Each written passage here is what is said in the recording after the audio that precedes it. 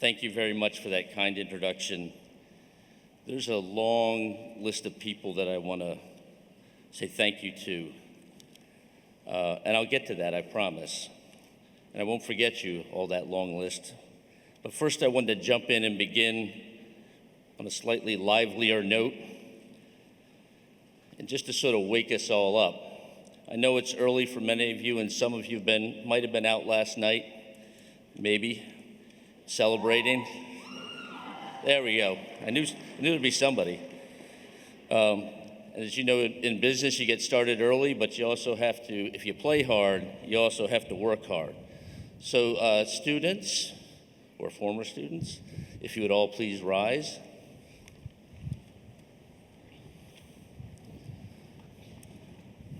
Sort of fascinating that people follow directions. It's awesome. Now, here's what we're going to do. I'm going to count to 3, and all of you are going to say, "Together, we are the future." Got that? All right. 1, 2, 3. Pretty good. I was going to do a second round, but now Now, I hope the audience will give the class of 25 a big round of applause.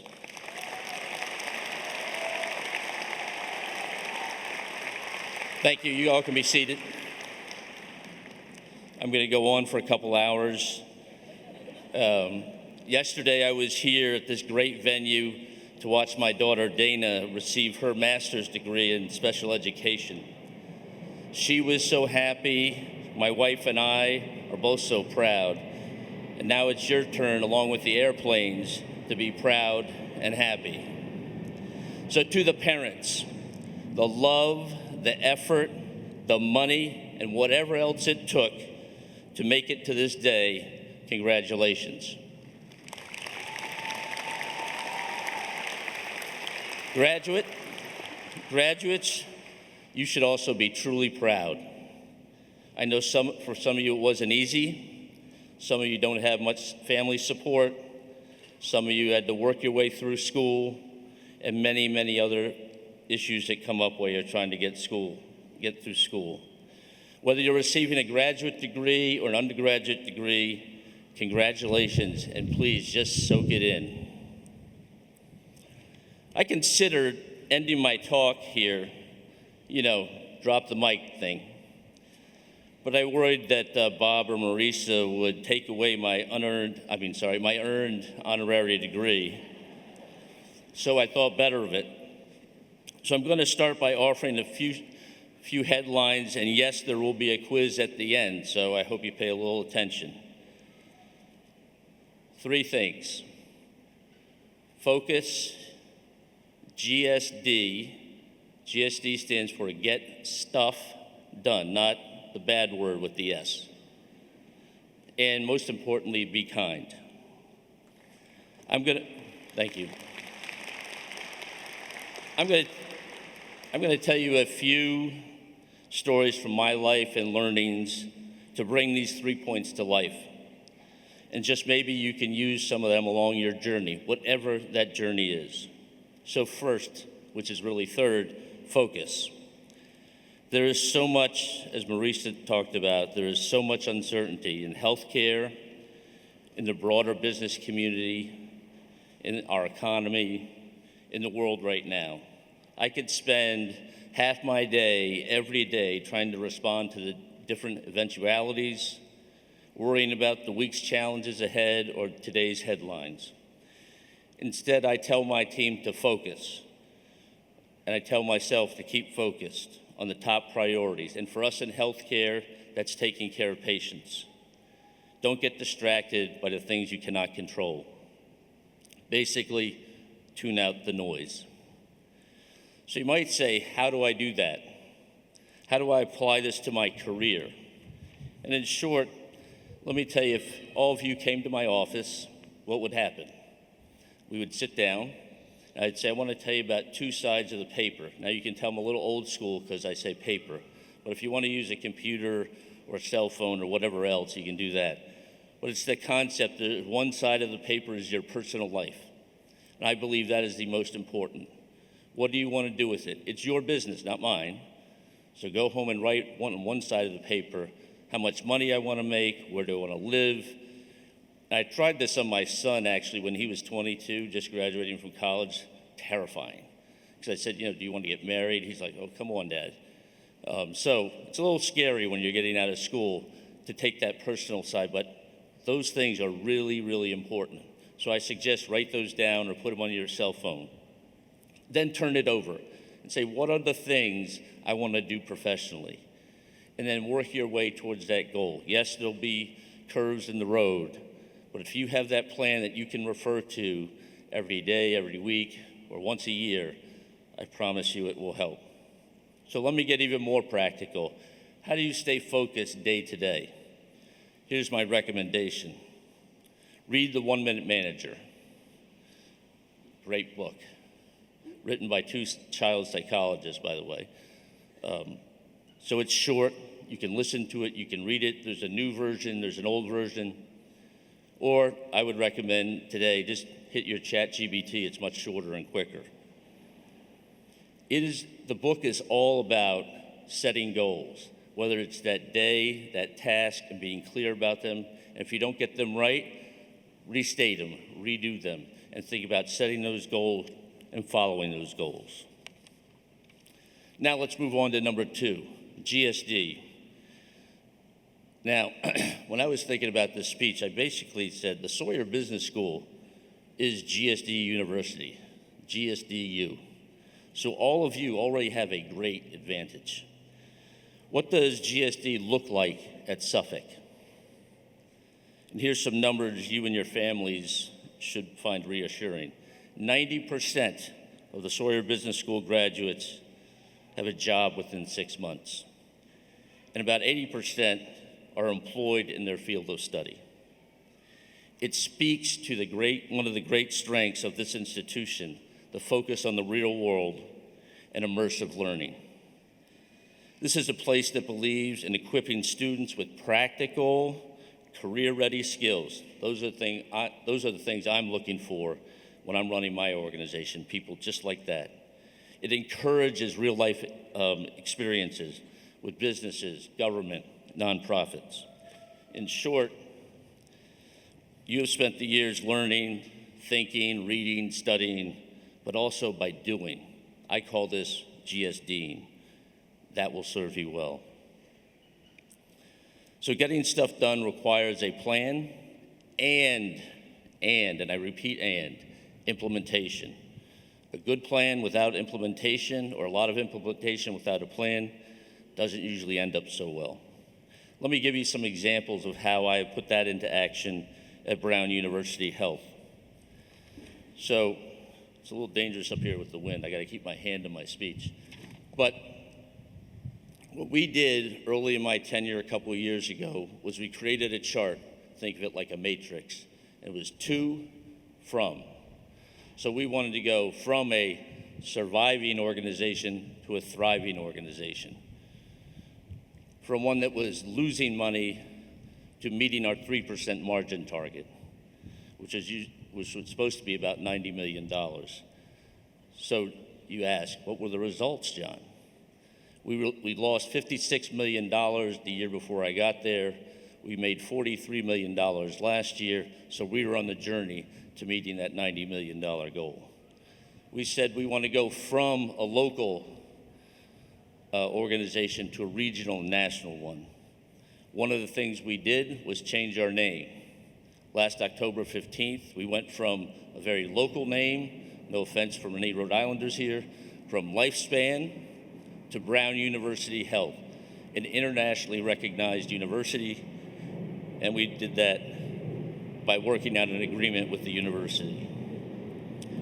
Lastly, GSD is about your organization, not about you.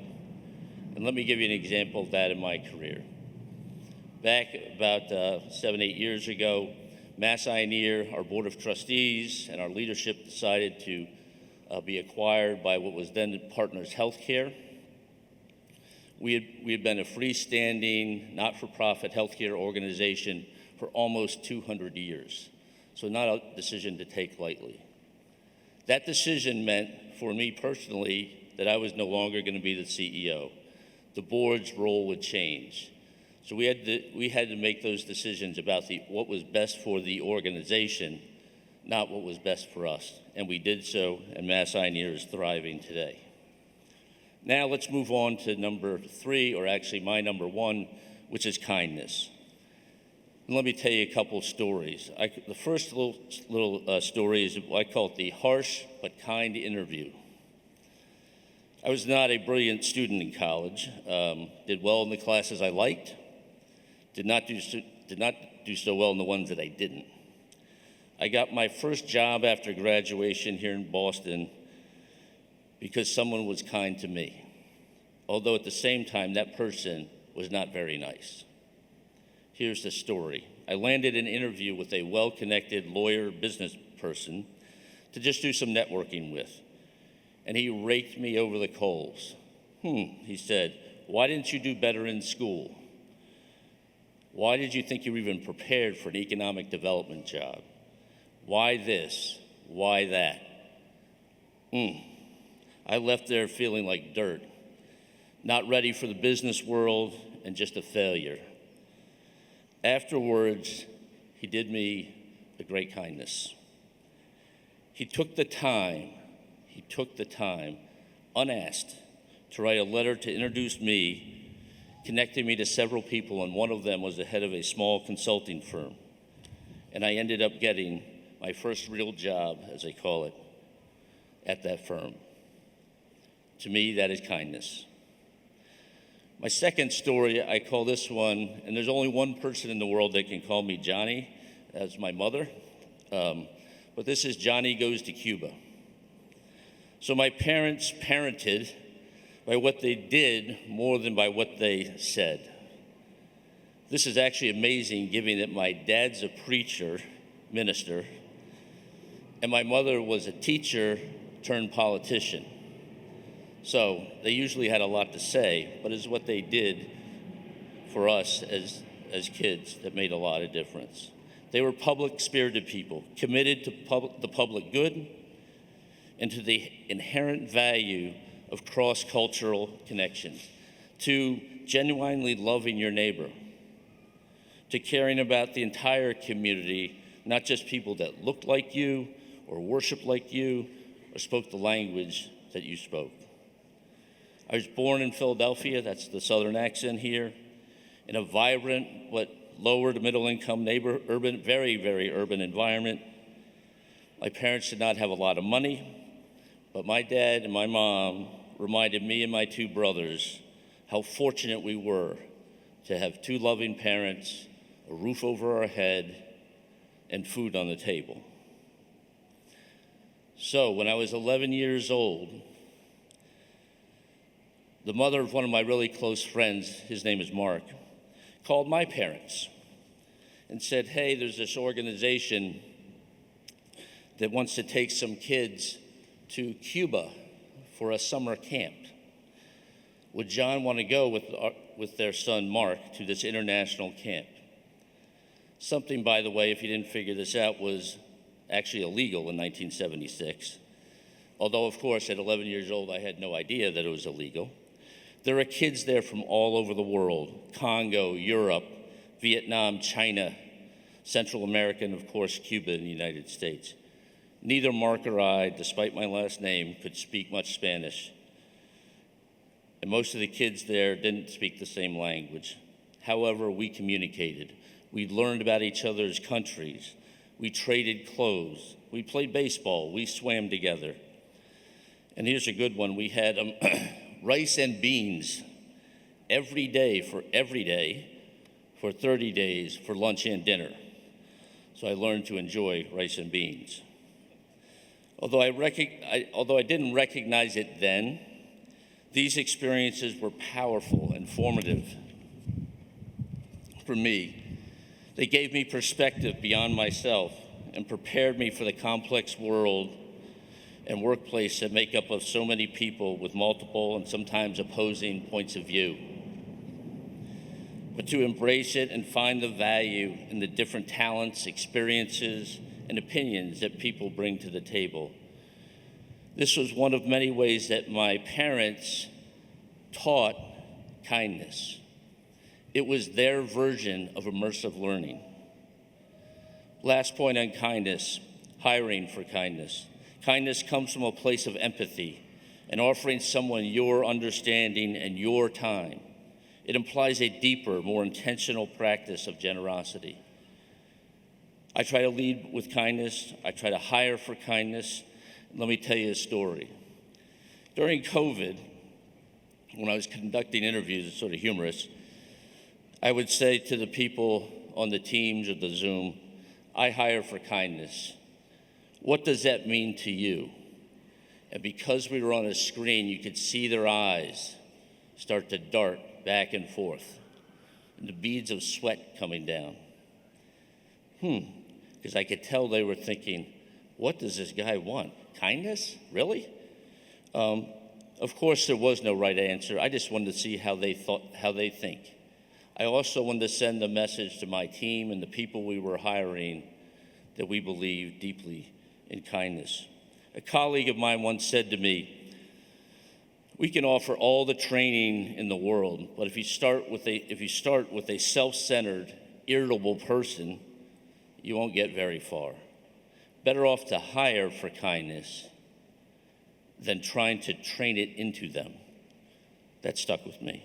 So the lesson here is take time, like that lawyer did for me. Take time to write that extra letter.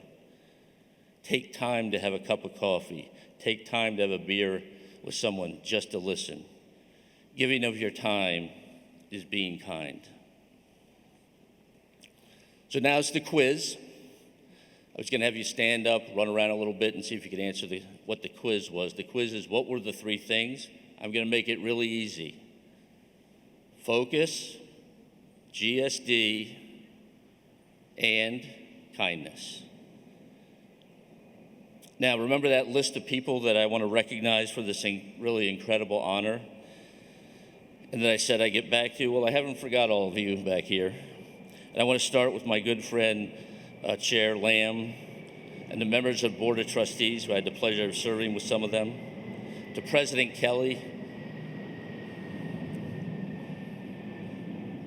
Wouldn't want to miss any names with the airplanes. Provost Okus, Dean Zhang, and all the faculty and staff of the Sawyer Business School for your stewardship of this great organization. Most importantly, I want to thank all of you, the members of the Sawyer Business School, class of 2025, and your family, your friends, your loved ones for listening to me this morning. Thank you for all your hard work. Thank you for your faith. Thank you for your investment in higher education and for your willingness to take on the world's challenges. Believe it or not, the world needs you. It needs your energy. It needs your fresh perspective. It needs your drive. And most importantly, it needs your kindness. You are the future. Congratulations to all of you.